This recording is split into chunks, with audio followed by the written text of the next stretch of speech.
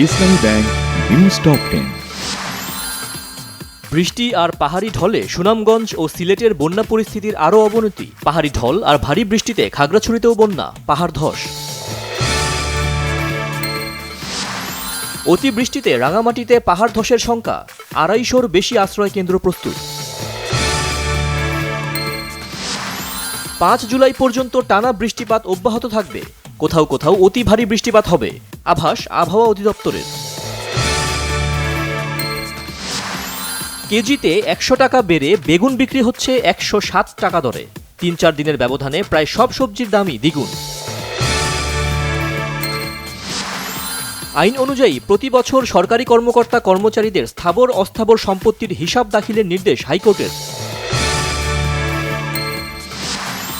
ভারতের সাথে করা চুক্তি দেশের স্বার্থবিরোধী, জনগণ তা মানে না বলেছেন বিএনপি চেয়ারপারসনের উপদেষ্টা জয়নাল আবদিন ফারুক।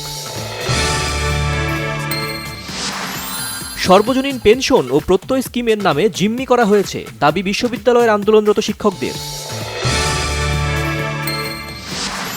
নারায়ণগঞ্জের রূপগঞ্জের বরপা এলাকায় জঙ্গি আস্তানা সন্দেহে 4 তলা একটি বাড়ি ঘিরে রেখেছে এটিইউ। কয়েকটি অপরাধের জন্য বিচার থেকে রেহাই পাওয়ার রায়ে ট্রাম্পের উচ্ছ্বাস, রিপাবলিকানদের স্বস্তি।